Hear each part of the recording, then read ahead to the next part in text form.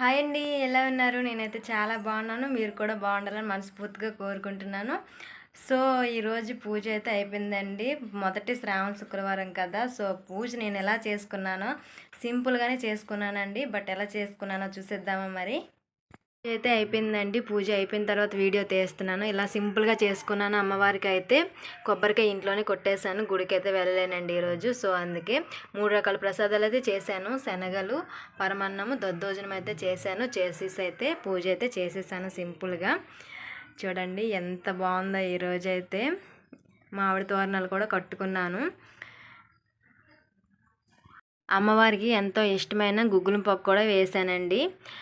ఇలా అయితే మొదటి శ్రావణ శుక్రవారం పూజ అయితే ఇలా అయిపోయింది. సింపుల్గా అయిపోయింది.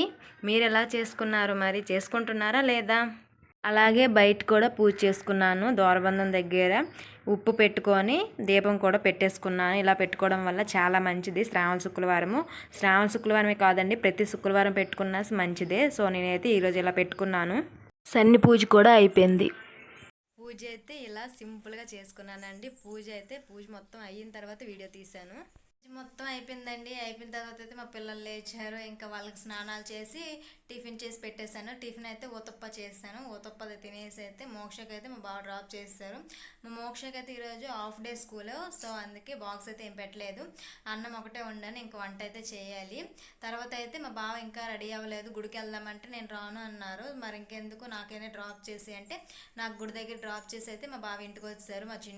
మా చిన్నని తీసుకుని వచ్చేసి మా బావ వచ్చేసారు కదా. సో, మా బావను మా చిన్న ఇంట్లో ఉన్నారు. నేనైతే గుడి దగ్గర దర్శనం చేసుకొని నేను నడుచుకొని గుడి దగ్గర నుంచి వచ్చాను. గుడి కొంచెం దూరమేనండి. బట్ మా బావకు లేట్ అయిపోద్ది కదా. ఇంకా మా బావ అప్పటికి ఇంకా స్నానం కూడా చేయలేదు. అలా అనేసి వచ్చేసారు. నేను ఫాస్ట్గా వెళ్ళి గుడి దగ్గర దర్శనం చేసుకొని వచ్చేసిన తర్వాత మా బావ అయితే టిఫిన్ తినేసి వెళ్ళిపోయారనమాట. తర్వాత వచ్చిన గిన్నెలన్నీ తోమాను. జుట్టు కూడా ఆరలేదు.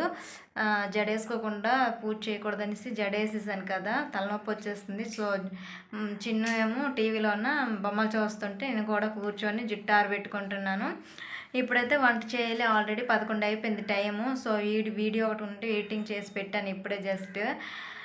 సో, ఈరోజు ఇంకెంత ఉందండి, ఇంత పని అయ్యింది. ఇంకా చాలా పనులు ఉన్నాయి. సో, ఇప్పుడైతే వంట చేస్తానన్నమాట. వంట అంతా చేశానండి. ఈరోజు అయితే ఉలపప్పు వండాను, దొండకాయ ఫ్రై చేశాను. వీడియో అయితే ఏం తీయలేదండి. తల అనేది తడితో జడేస్తాను. ఫుల్ తలనొప్పి వచ్చేసింది. సో, అందుకే వీడియో అయితే ఏం తీయలేదు.